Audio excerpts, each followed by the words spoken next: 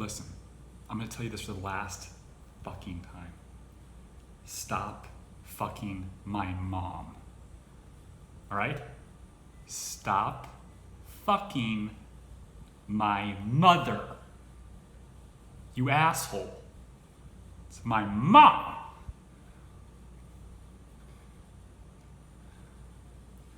Put mom on the phone, please.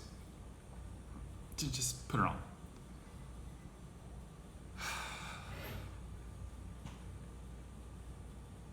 Hey, what do we get Dad for his birthday? Not that. No more of that. Nothing from that category, Mom. It's disgusting. It's like my mom. I don't want to know. Yeah, I guess that's fine. All right. Bye. No, love you. Yeah. I'm your little boy. I'm your little boy still. I'm your little boy. Love you. Yeah. Bye. Welcome to the Benben show, everyone. How's it going? Oh, I'm not showing off. I'm not showing off. I'm just stretching. Oh, it is hot as hell. Oh my goodness. So hot. I'm like leaning. I don't even know if this is the right posture. Should I up? Does that look better? I don't know. Oh man. I miss Bill Cosby. I miss Martin Shkreli. All these cool people. No. But certain things they've done are interesting. This is really good. If it looks like, or I look like the Joker, this is a bad idea. Yeah. People are gonna die. I'm a man of my word.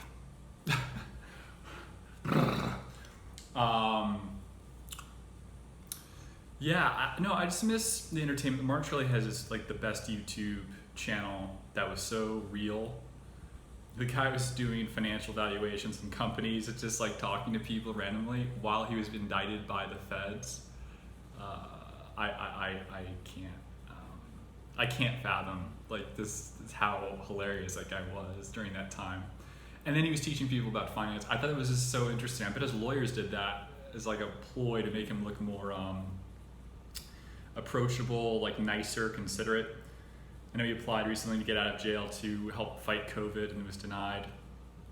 It's interesting. It's interesting that he was denied, but I don't know. I mean, and Bill Cosby, aside from the rape, I mean, obviously he's not gonna rape anymore. He's never get away with it. He's not a threat to society. He's like partially blind. Let's pretend that's a ploy for court. Still can't get away with rape anymore. Put the pill in your mouth and your I don't practice Bill Cosby impressions anymore. It's poor taste. Probably like me telling you right now that I miss him. I miss him not in the sense of like a neighbor. I miss him in the sense of like him not being a rapist. Good balance, you know? A guy who would be like, in this like day and age with everything that's going on right now, he would have things that are not necessarily like, you know, comments that are superficial about like race relations or something. He would have like honest things to say that aren't like designed to be political and biased and for, you know, have alternative motives. He would say stuff that people wouldn't necessarily like, and he'd be honest. Morgan Freeman does that, you know, like, I don't know, just honest, true.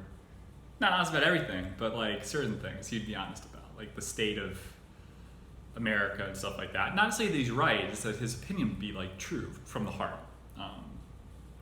Denzel Washington, same thing.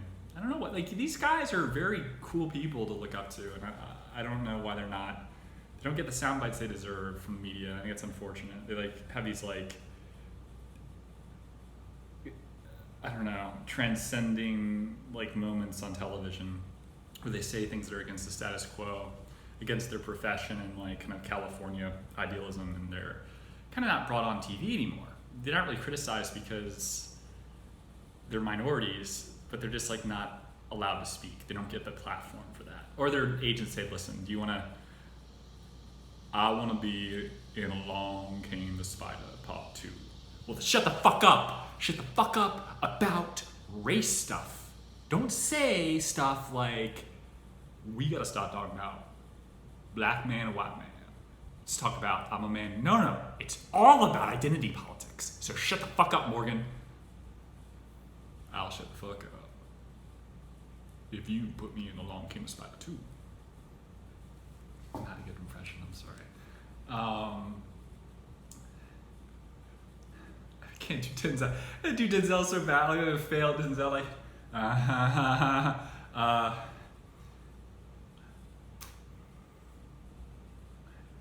you ever get wet? I haven't. I mean, I just don't practice it. I bet I could do a decent impression. I have done decent impressions in the past. Not practicing it. I don't know. It's almost better that it's bad. I don't know. Or actually, maybe that's racist because I'm not trying. I should try.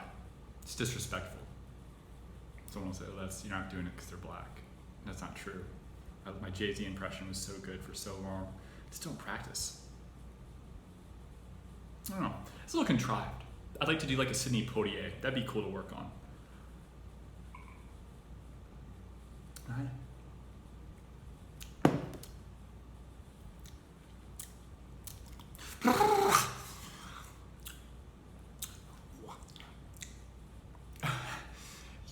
You have nothing to threaten me with. I can pull it off. If I can pull it off if I do the makeup, I think. Do it not bad, like, it's not original. It's homage, but not bad. Joe Rogan's moving to Austin. I was just in Austin. Great town, sort of. I don't know. It's like LA. It's LA. It's not, except the taxes are not there. The insane taxes. Never mind that like actors and people in the media actually like pay those taxes. We learned from the Panama Papers, like when an actor gets paid, most of them get paid through like an offshore entity. They did. Now they probably don't. But movies are filmed in Vancouver. The studio has like holding companies or offshore. Like there's not really. How do you define like where you keep your residence? Like you can have a house in Colorado and claim residency there. Like there's things you can do, whether that's 100% feasible now with the oversight. I feel like the federal government and California probably work together in some degree to kind of penalize people for escaping state taxes in that regard. Tax evasion, state or federal. But yeah, I mean, it seems like Austin could be like the bedrock of like a new like center for entertainment, for like media, for film. Like it could be like a pied-à-terre, if Joe Rogan's really just signed on with Spotify and he's moving, and his whole thing is like comics and movie stars and people in the media, and it's in the middle of the country, are they going to have a thing where Spotify flies in on a private jet every person from Cali for like an hour? It's an hour and a half flight or something like that for the show? Is that how that works? Or is he going to start doing stuff remotely with like the tech being vastly improved so that there's no lag time? Because you see that on some of the shows. Like Peter Schiff lives in Puerto Rico for the taxes, Act 22 and Act 20. You don't pay a federal income tax. For corporations, I think is capped at 4% max, and then Act 20 for personal income tax, federally is there's no state or principality tax, and there's no federal income tax personally for residents of Puerto Rico. You just pay $5,000 and you're good. Provided your income is derived thereof. If it's derived from another, like if you have a store in Texas, or you still pay federal income taxes. It's really like if you trade stocks, if you write books, if you sell media and advertising, that type of thing, which works for people like that. It works for Julian Robertson, for Tiger Fund, for hedge fund managers and traders. Though I don't know that trading makes any sense, because like trading without quantitative algorithms and computers doesn't really make sense in this. I mean, I think technical analysis worked at some point, but I don't know that. I think people are starting to see there's a huge learning curve. Either technical analysis has to be completely readjusted, like implied volatility and stuff all has to change for day trading, like short-term trading variations, or the quantitative machines through Renaissance and other firms have widened the gap so much in terms of like stop loss gaps, like your low point and high point of your trading, like parameters rather, of like your trading. Like I feel comfortable getting to this point and selling. I feel it's like they know that they move those parameters outside of the day to day, so that the extreme volatility throws you off and can really just kill your ability to gain alpha. I don't know. I'm sorry. I don't know why I'm talking about that, but it's like, I don't know. I didn't know that Josh Brolin did day trading. I really would love to ask Josh Brolin, how'd you do? How'd you do, buddy? Because I can tell you, like, I made $850,000 in 2016 day trading. I lost $250,000 in 2017, not trading every day, but trading actively. And then I made, well, I'm not going to tell you, but I'm not going to tell you, but like, you know, it's, and I traded a small account for 2016 that year, a small account, over $1 million, but still a small account. Yeah, I don't know. I can't wait till this mask stuff's over, man. There's an article out about the VO2 max being affected by, I'm wearing this pumped up shirt, I gotta talk about like lifting weights and athletics, but your VO2 max is affected, your max output, by wearing a mask. Like I noticed the mask thing being a problem just going to like UPS and like filling out forms to send in for taxes. You know what I mean? I remember that being kind of lumbersome, like, oh, I fucking sending this check to the guy. Oh, I hate the whole thing. I'm like, oh. And the mask being on and breathing, I could feel my breathing. I just didn't feel right. I didn't like it. I think that's like, there's no reason that you shouldn't wear a mask during flu season. It just is applicably based on like proportionality of deaths and control and R-naught ratios. This could be like a thing that stays in this country, like in Japan and Asian countries, wearing a mask. Also ironic that they never take the, not ironic, but interesting to point out that the impression of the mask efficacy is not just that everyone has to wear one for them to work, that like in other words, that I'm asymptomatic, I could expel flu-like symptoms or COVID, whatever virus, whatever it is, without knowing it, and that could affect someone else. The mask doesn't protect you from receiving those microparticles. But that's not the way the Asian communities, Japan, China, deal with masks using at the airport. The idea that it's protective of other people that don't wear masks, that are like, you know, breathing everywhere in public places. You see them on escalators and whatever, and they come by you, and like, you're Asian. I know because your eyes, but you're Asian, and that's your thing. That's what you do. It's fine. Now we do it. I think that's a thing that's gonna stay. Some stores, I could see that. I could see people like doing a thermometer check during flu season, maybe even beyond that. I could see like schools demanding on the vaccine thing. Like, you know, public schools demand vaccines all the time. But like, imagine things that aren't that are like the demand for proving that you got a vaccination for COVID being beyond that. Like you go to like a movie theater, you have to show that you know what I mean, like something like that. And not because the private entity itself thinks that they should do that, but like they're coerced by the public. That, you know, if our companies were to be like exploited, or rather outed, that we don't enforce a vaccination letter policy with the customers to prove that they've been vaccinated when they come into our movie theaters, we're going to be sued up the ass.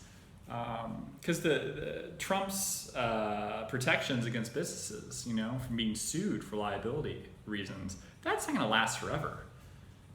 It's not going to last forever.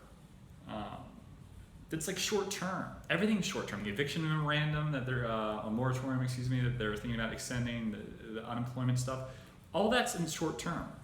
But the stuff that stays is probably the most overwhelmingly and like difficult to deal with as a human, in terms of just like normal like day-to-day stuff. It's not good. Like, I don't like it. I don't like it. I don't like this de facto, like one day the R0 ratio, the rates of infection are going to drop to a point between now and flu season, now in the fall, where they're going to say masks are not mandatory. Or they're so certain that this is going to extend into August in the hot spots like Austin, Florida, that they're going to let it go through the fall. Then one day arbitrarily they're going to say, oh, you don't have to wear masks anymore. Really? Yeah, you don't have to. Our store's policy now, you don't have to wear a mask, all the grocery stores, whatever, CDC, White House, but COVID still exists. It's out there and you can get it, but you don't have to wear a mask. What? Dude. If Ebola was out there and you could get it in the United States as easily as you could get the common cold, wouldn't you still wear a mask everywhere? It's fucking Ebola. Let's say we didn't have a vaccine for it. We're in the same situation we are now. We have no treatment for Ebola, but you can still get it. But now the policy is you don't have to wear a mask. You see like the ridiculousness, some like city municipality, some mayor of mayor of Los Angeles, like, I have declared that the masks are no longer necessary. Who are you? Like, what changed from yesterday? Legislative arbitrary timelines? It's just not real. Like it's fake. The whole thing's fake. It's not real, man. No one cares. Like, no one gives a shit. You know, like,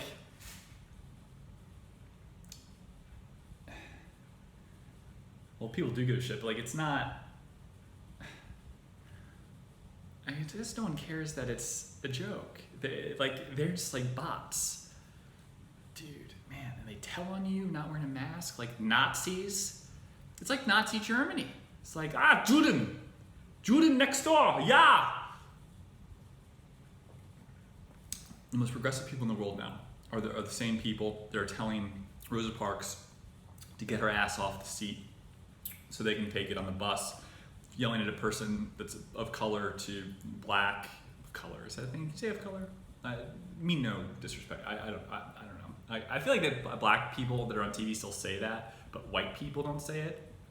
But it's not like, I don't like of color. I don't think I've ever heard a white guy say that. I don't know why I'm trying to be. I don't know why I just said that. I don't know why. But like a black African American using a white water fountain, like, oh, you can't do that. People like these, don't you have purple hair? Where's your like sense of, you know, it's profiling, it's Gestapo tactics. I don't like it. So mind your own business. No one gives a baker's fuck. Let society continue on. Let the weirdos be weird. Let people who want to follow every rule stringently do that. Let the austerity be there. Let the fines be there. But as a concerned citizen that's progressive, don't go out of your way to like, you know, get someone in trouble. Don't tell on them. There's a tip hotline for like NBA players and other athletes. Like you can tell on them. You see them at a club and they're not wearing a mask. You know what I mean? Like, oh, he was at a strip club or whatever. He was not following COVID protections under the collective bargaining agreement that was just ratified or whatever, adjustments to the current situation in the league and the players union, that they can't do X, Y, and Z anymore in their free time that may, you know, affect the rest of the league and possibly expose them to COVID, which then would expose players, which then would cost the league money potentially in a shutdown, right? So like you can't do X, Y, and Z. But like I saw LeBron at TNA strip club on Okeechobee in West Palm Beach, or I guess he wouldn't be there. He'd be like in Miami last night. Really, you saw him? Yeah, I saw him. the girl was grinding on him, and neither one of them were wearing masks.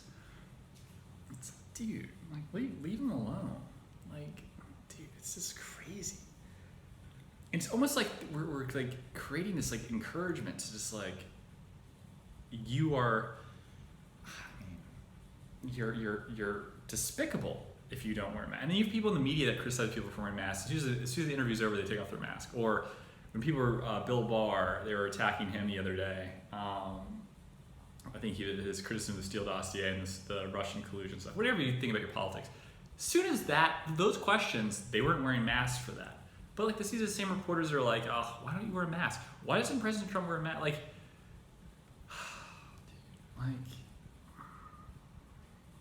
dude, I don't know, man. I want people to be like, I want to be part of, I want people to be close again. Like, people don't trust each other as like, there's a stranger in the street, yet there's a connection between us when we see each other, when we see our face, you know, like there's something that's brooding, that's like pushing people away from each other. I don't like it. It's not helping the sense of community. It's creating stress. I bet suicide rates are gone up, sense of loneliness and like despair. Like, you know, like imagine if you had a psychiatrist, right? And like you already deal with depression, and then now you have to like telecommute to your psychiatry sessions. That's not the same thing, having an interpersonal connection with someone. Or just like going to a park and sitting on a bench, and like you can't do that without a mask on or something. You can't like really, I don't know. There's more to the face than just making eye contact with someone. Like you notice like you try to talk to someone, like checking out the grocery store, neither one of you know what to do with your hands, or you can't understand the person as well. Your eyes don't work even though there's no mask covering your eyes. Like things just don't work the same. Like your whole body is just like off. Dude, man.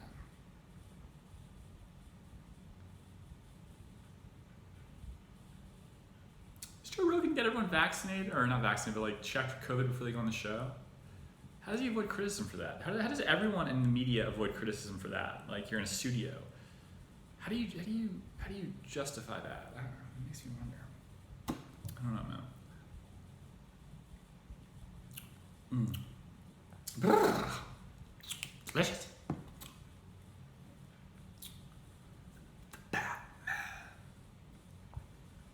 Harvey Dent. Dude, there's a doorman in Palm Beach, Florida, at like the Colony or something, like Palm Beach Island, that looks just like Aaron Eckhart. Is that his name, Aaron Eckhart? Harvey Dent from Batman. Oh man, looks just like him. Uncanny. Oh, dude, I need to get guests on. I have to get guests on. This thing, whatever this is. When I post my old stuff with Kelsey and I doing our podcast together, just begging her to do my podcast, repartee, even in that regard, where she's like not clearly doing it because she's just being nice, you know? I'm starting the podcast 2016 to like 18, 19, and I just like that. Even if like she's completely unprepped, having someone to go back and forth with about topics makes it so much easier to have like a natural conversation. I talked to Gavin McInnes about how his show, doing it this way, I didn't like as much, and he like got really mad at me. I have that podcast, I talk about that. He was having me pitch him ideas for his show. I like him. I like his work ethic. I think he's a very smart guy. Probably wasn't smart financially to leave Vice when he did, obviously, but things happen. Sometimes your friends falling out, sometimes that's more important than business. I don't know what happened with him and Kevin. Was it Kevin Smith? Not Kevin Smith. The other guy who's a billionaire now. But yeah, we had a little tiff. He like cussed me out. I kind of like that. It's kind of cool, isn't it? Like, you know, because it's like, you know, I had no connection to him whatsoever, and I make contact and I talk to him, emails back and forth, start like kind of getting it, not realizing that some of the things I'm saying are a bit like who am I? You know, where do I get the ego to say some things that I do? But it's not about. I'm not trying to think I deserve something. I'm trying to like just spitball. I don't realize I'm talking to a very successful person who's very busy, and it's just like it's not personal, right? It's just email. I never like there's no like dinner and I think that's a thing. It's like that's why this societal like normality that we're in now is. I hope it doesn't stay. I hope it goes away. I really do. I hope I'm wrong and that the masks never come back and like I don't know, like biological warfare, you know, like that's a real problem in the future. Like, and as we advance as countries, the whole nuclear arms race nonsense, nuclear proliferation treaty, anti-nuclear proliferation treaty, excuse me. It's like, let's all sign this thing and build our nukes. No, but like, that's old school. Biological weaponry is,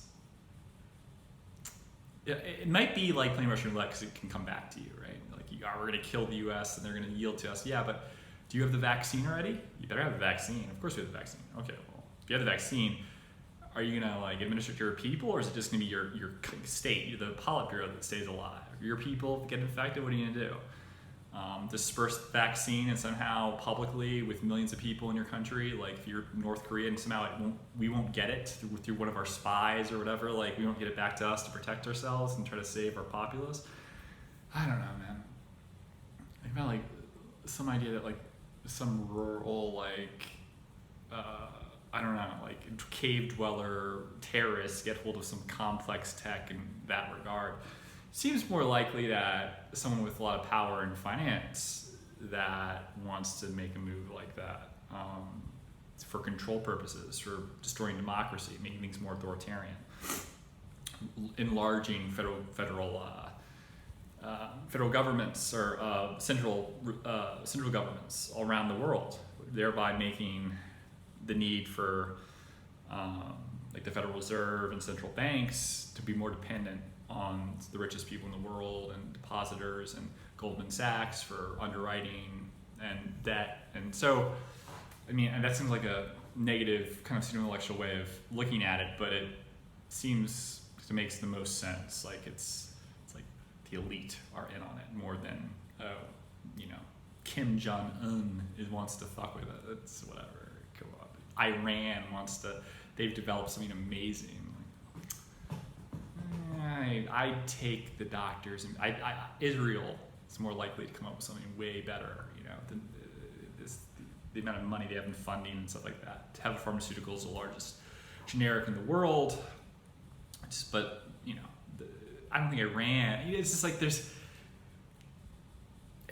I don't know. I almost feel like that also is fake. The idea of like a country bombing you. It seems like a control mechanism for the populace, like to like